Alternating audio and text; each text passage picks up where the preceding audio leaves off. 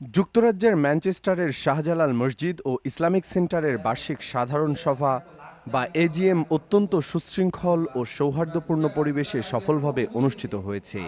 গত ১৯ জুলাই রবিবার বিকেল ২টায় মসজিদের কনফারেন্স হলে অনুষ্ঠিত এ সভায় মসজিদের ট্রাস্টি, পরিচালনা কমিটি, সাবেক দায়িত্বশীল ও সম্মানিত সদস্য এবং স্থানীয় গণ্যমান্য ব্যক্তিবর্গ অংশগ্রহণ করেন।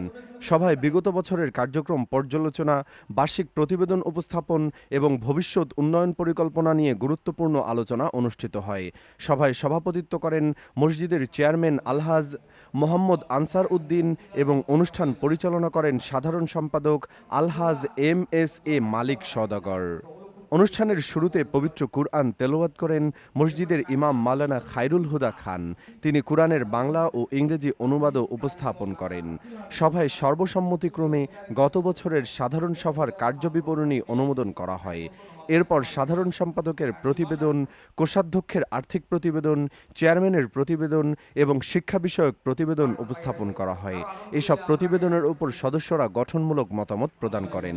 মসজিদের উন্নয়ন, শিক্ষা কার্যক্রমের প্রসার, আর্থিক স্বচ্ছতা এবং ভবিষ্যৎ পরিকল্পনা নিয়ে ফলপ্রসূ আলোচনা শেষে গুরুত্বপূর্ণ কয়েকটি সিদ্ধান্ত গ্রহণ করা হয়।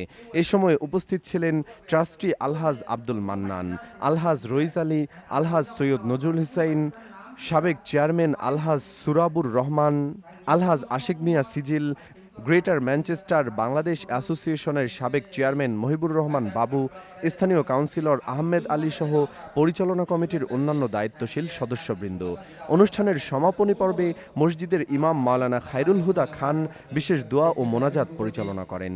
তিনি মহান আল্লাহ তাআলার দরবারে মসজিদের সকল খিদমত, ট্রাস্টি পরিচালনা কমিটি, স্বেচ্ছাসেবক, দাতাগণ ও সদস্যদের আন্তরিক প্রচেষ্টা কবুল করার জন্য দোয়া করেন। পাশাপাশি শাহজালাল মসজিদ ও ইসলামিক সেন্টারের সার্বিক উন্নয়ন, ঐক্য, সমৃদ্ধি ও উত্তরোত্তর সফলতা কামনা করেন।